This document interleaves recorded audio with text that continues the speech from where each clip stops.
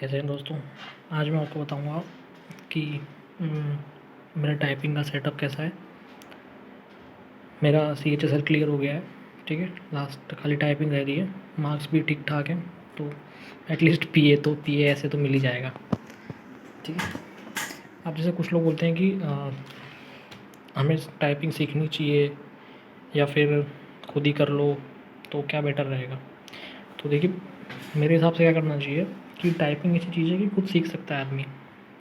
उसको coaching join करने की ज़रूरत नहीं है, क्योंकि कोचिंग ज्वाइन करने से दो नुकसान हैं। एक तो आपका टाइम बहुत ज़्यादा वेस्ट होगा, आना जाना, साथ में आप किसी दूसरे एग्ज़ाम की भी तैयारी कर रहे होते हैं, जैसे मैं CGL मेंस का पढ़ता हूँ, तो आने जाने में काफ़ी टाइम वेस्ट होता है।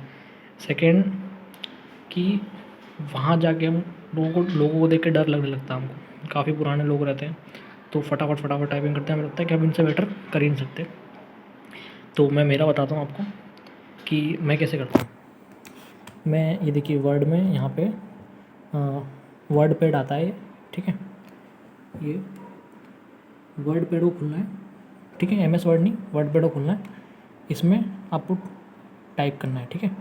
और टाइप कैसे करना है, आप सेट लगाइए, ऐसे मत करिए, नॉर्मल सेट लगाइए।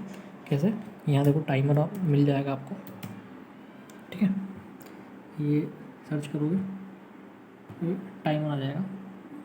तो देखिए, मैंने 10 मिनट का टाइमर सेट कर रखा है, मैं 10 मिनट के सेट लगाता हूँ, ठीक है। तो यहाँ पे टाइप करिए, ठीक है। फिर जब टाइमर ख़त्म हो जाए तब इसको वर्ड में पेस्ट कर दीजिए, ठीक है। ये MS वर्ड है।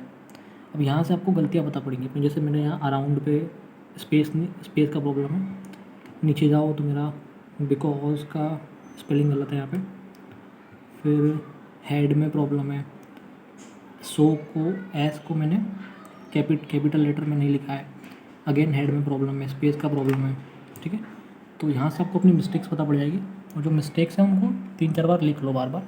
आपको मोस्ट प्रॉब्ली इशू कहाँ आएगा, एक तो हेड में आएगा, द में आएगा, ए लिखना पड़ेगा कहीं कहीं पे, वहाँ पे इशू आएगा, ठीक है।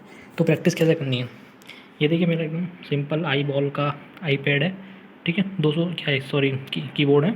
ये 200-300 रुपये में आपको मिल जाएगा, ठीक है। सबसे सस्ता है ये, और ये सॉफ्ट वाला है। इसके साथ एक प्रोडॉट का मंगा लेना, 300 रुपये का आएगा, ठीक है। वो बहुत हार्ड वाला है, तो दोनों से प्रैक्टिस करता हूँ, ठीक है। ये टाइपिंग शीट्स हैं, ये शुभम जैन सर जो हैं, मोस्टली आप लोग जानते होंगे, यूट्यूब पे हैं, उनके टेलीग्राम चैनल से उठाई है मैंने, ठीक है, टाइपिंग शीट्स। तो डेली इनके 4 सेट लगाने हैं आपको मिनिमम, ठीक है। तो 4 सेट यानी 10-10 मिनट, 40 मिनट पकड़ लो, प्लस 20 मिनट का गैप, तो 1 घंटा आपको डेली टाइपिंग प्रैक्टिस करनी है, ठीक है। तो मैंने गाइस एकदम ज़ीरो से स्टार्ट किया था, ठीक है। मेरे को टाइपिंग नहीं आती थी, मैंने टाइपिंग खुद से सीखना शुरू किया था। एक वेबसाइट है, इंडिया टाइपिंग करके वेबसाइट है एक, ठीक है। या फिर आप टाइपिंग 10 करके वेबसाइट है, वहाँ से सीखिए। तो वहाँ से मैंने सीखा खुद ने, फिर प्रैक्टिस करता गया। मेरी इनिशियल टाइपिंग स्पीड 21-22 कुछ थी, तो वो सबकी होती है 21-22 के आसपास, ठीक है। कोई भी जिसने थोड़ा बहुत भी कंप्यूटर चलाया तो 21-22 उसकी स्पीड होती है ना। तो 21-22 से अभी मेरी 45 आ गई है, ठीक है। और 45 I think more than enough होनी चाहिए। 45 ज़्यादा हमको ज़रूरत होती नहीं है टाइपिंग की, ठीक है। मैं ट्राई कर रहा हूँ 50 हो जाए, हमारे 26 नवंबर को टाइपिंग, उससे पहले अगर 50 हो जाती है स्पीड तो वो तो एकदम बेस्ट है, ठीक है। और सबसे बेस्ट यही है कि अपने आप को एकदम आइसोलेट करके रखो, ठीक है। मेरा रूम में इसमें कोई आता जाता नहीं है, तो कम्प्लीटली आइसोलेट कर लो अपने आप को जब तक आपका एग्ज़ाम ख़त्म ना हो, ठीक है। और बहुत ही ईज़िली निकल जाते हैं SSC वाले एग्ज़ाम, क्योंकि मैंने जब CHSL दिया था तो मैंने लास्ट ईयर दिया था जुलाई में, ठीक है। तो मेरा उसी ईयर ग्रेजुएशन ख़त्म हुआ था, अप्रैल में मेरा ग्रेजुएशन ख़त्म हुआ था, फिर जुलाई में मैंने बिना तैयारी के ही दिया था, ठीक है। और मेरे मार्क्स बहुत ज़्यादा नहीं थे, पर इतने थे कि मेरा सिलेक्शन हो जाए, हाँ। मतलब मैं टॉपर तो नहीं हूँ, पर बिना तैयारी के मेरे इतने मार्क्स थे कि मेरा सिलेक्शन हो जाए। फिर मैं जॉब स्टार्ट कर दी, एक कंस्ट्रक्शन साइट पे मैं जॉब करता था। तो मोस्टली आपको पता होगा कि जो लोग कंस्ट्रक्शन साइट पे जॉब करते हैं उनको एटलीस्ट 10 से 11 घंटे काम करना पड़ता है, तो उतनी पढ़ाई हो नहीं पाती थी। फिर भी मेरा एक और दिल्ली डिस्ट्रिक्ट कोर्ट का एग्ज़ाम है वो भी निकला था, क्योंकि जिनमें ये SSC वाला सिलेबस है ना, ऐसे काफ़ी सारे एग्ज़ाम है, तो वो सब आप निकाल सकते हो लगभग, ठीक है। एक वो CBSE वाला असिस्टेंट वाला एग्ज़ाम था, उसके भी मेरे चांसेस हैं कि वो निकल जाएगा मोस्टली, ठीक है। बाकी भगवान की मर्ज़ी है। फिर एक ये CGL दिया था मैंने पहली बार इस बार, तो उसमें मेरे बहुत अच्छे मार्क्स नहीं पर 160 हैं, तो 160 फर्स्ट अटैम्प्ट में मेरे हिसाब से ठीक है, मतलब बहुत ज़्यादा तो नहीं है बट ठीक है। अभी मेंस में मेरे जो मॉक लगा रहा हूँ उसमें ठीक नंबर आ रहे हैं, ठीक है। तो इंग्लिश में तो बहुत ही अच्छे आ रहे हैं, 180 प्लस आ रहे हैं, लेकिन मैथ्स में वही 140 150 के आसपास आ रहे हैं। तो ठीक है, मैं ट्राई कर रहा हूँ इम्प्रूव करने का। पर सबसे इम्पोर्टेंट अब ये टाइपिंग लग रही है मुझे, क्योंकि ये ऐसी चीज़ है जो जॉब दिलवा सकती है तुरंत, ठीक है। तो टाइपिंग के लिए आपको भाग दौड़ नहीं करनी है, सिंपल अपने रूम पे डेली के 1 घंटा दीजिए, ठीक है।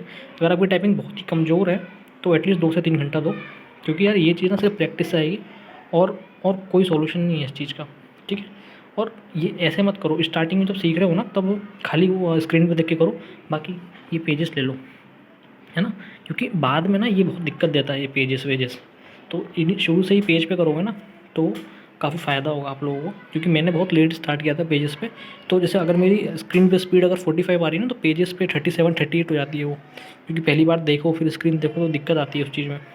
फिर कुछ मैं चीज़ें क्लियर करूँगा, जैसे कि कुछ लोग बोलते हैं कि बिना देखे स्क्रीन को टाइपिंग करना चाहिए तभी हो पाता है, तो ऐसा तो नहीं है, क्योंकि मैं तो स्क्रीन भी देखता हूँ, पेजेस भी देखता हूँ। और अगर आपकी स्पीड 45 हो जाती है फिर आपको लगातार स्क्रीन नहीं देखनी पड़ती, ठीक है, मतलब लगातार पेज को भी नहीं देखना पड़ता, थोड़ा थोड़ा बीच में आपकी उंगलियों से पता पड़ जाएगा आपको कि भाई आपने गलती करी है या ना करी है, ठीक है।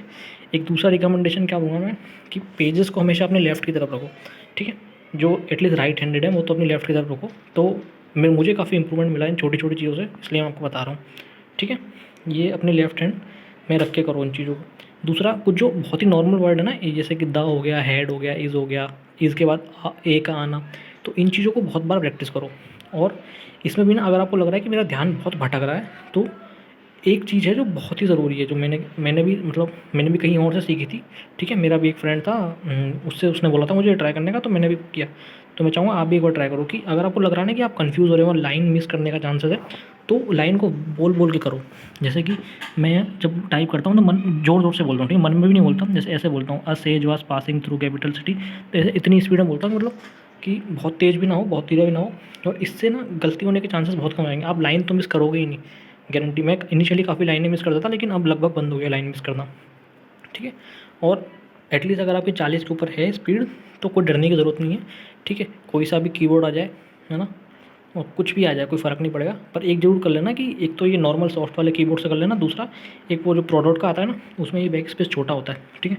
तो उस पर ज़रूर प्रैक्टिस कर लेना, कि कभी कभी क्या किस्मत बहुत ही ख़राब हो जाती है, तो अगर वो मिल गया बैक स्पेस वाला तो वो इशू करता है बहुत बार, तो उस पर ज़रूर एक बार प्रैक्टिस कर लेना हार्ड वाले पे, ठीक है।